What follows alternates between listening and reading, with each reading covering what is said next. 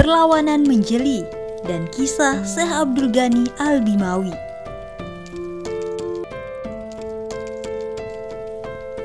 Jika dibandingkan dengan beberapa congah atau perlawanan orang Sasak terhadap kerajaan Karangasem Sasak ataupun Mataram Lombok, maka Infonusa berani menyebut perlawanan Menjelilah yang paling hebat dan heroik.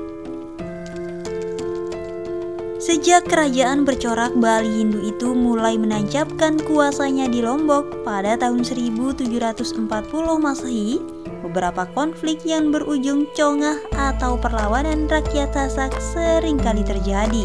Sebutlah Perang Sakra 1826, Perang Menjeli 1855, Perang Kalijaga 1855, Perang Praia I 1839 sampai 1841, dan Perang Praia II 1891. Semua perang itu selalu berujung kekalahan pada kelompok Sasak, terkecuali Perang Praia II. Dan di antara perang tersebut hanya perlawanan Menjelilah yang berhasil mengobrak-abrik istana kerajaan Mataram Lombok. Bahkan disebutkan pasukan Menjeli ini berhasil menduduki Balairung kerajaan Mataram. Congah Menjeli terjadi pada tahun 1855. Menjeli sendiri adalah sebuah desa yang ada di sebelah barat Hingsar.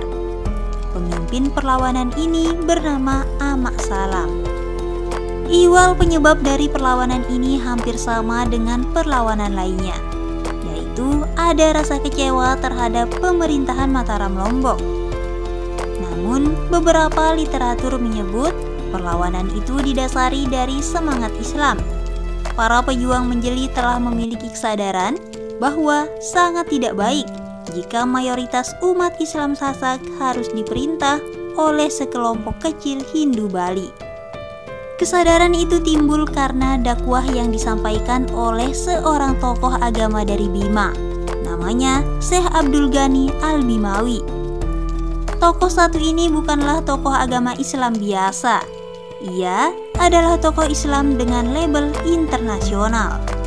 Tentang tokoh ini, tidak kurang seorang Sherlock Hargrove dan Michael Levin dalam buku mereka menyinggung kisah hidup dari Syekh Abdul Ghani Al-Bimawi. Mereka berdua sepakat kalau Syekh Abdul Ghani Al-Bimawi adalah ulama hadis dan pengajar mazhab Syafi'i yang cukup terkemuka di Mekah pada abad ke-18.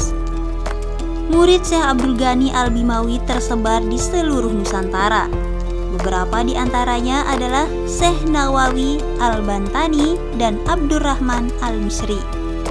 Dalam buku sejarah daerah Nusa Tenggara Barat, terbitan Departemen Pendidikan dan Kebudayaan tahun 1977 disebutkan, Syekh Abdul Ghani datang berdakwah ke Lombok pada sekitar tahun 1850. Semenjak itu ia mendapat simpati dan pengikut yang banyak. Bahkan oleh sebagian orang Sasak ia dianggap sebagai penjelmaan dari Raja Pejanggi. Akibat dari pengaruh dakwahnya itu rupanya telah membangkitkan semangat perlawanan dari rakyat Sasak terhadap kerajaan Mataram Lombok. Salah satunya adalah rakyat desa Menjeli. Diceritakan bersama dengan Amak Salam yang dibantu oleh Mami Iling dari Jeruwaru dan Raden Punta dari Jonggat.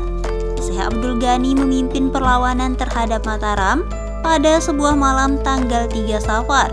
Sekelompok pasukan berani mati mengepung dan berhasil memasuki istana Mataram. Namun sayang, karena jumlahnya sedikit dan hanya bersenjata keris dan kelewang, pasukan ini pada pagi harinya berhasil dilumpuhkan.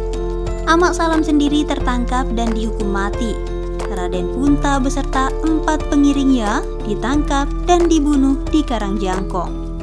Sedangkan Mami Iling dibuang ke Gili Trawangan. Pembalasan Mataram terhadap desa Menjeli diceritakan sangat kejam. Menjeli diserbu oleh pasukan Mataram. Semua laki-laki dan anak laki-laki di atas 6 tahun dibunuh. Wanita dan anak-anak kecil ditangkap dan dijadikan barang rampasan. desa Menjeli dibakar dan diratakan dengan tanah. Syekh Abdul Ghani seperti yang diberitakan koran harian Netherlands di edisi 26 Agustus 1859 berhasil menyelamatkan diri bersama sisa-sisa pengikutnya ke Sumbawa. Meskipun telah meninggalkan Lombok, para pembesar Mataram tetap keberatan atas apa yang telah dilakukan oleh Syekh Abdul Ghani. Atas keberatannya itu, para pembesar Mataram menyampaikan keberatannya pada pemerintah Hindia Belanda.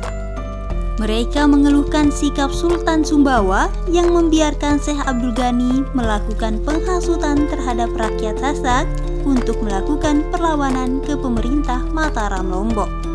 Sejarah mencatat pada tahun 1867, Syekh Abdul Ghani diceritakan balik ke kota Mekah untuk mengajar ilmu hadis, fikih, dan syariah. Itulah kisah perlawanan Menjeli dan Syekh Abdul Ghani Al-Bimawi. Semoga kita dapat mengambil hikmah dari kisah ini, bahwa semangat Islam sejak dahulu memang seringkali menjadi sumbu untuk sebuah perlawanan.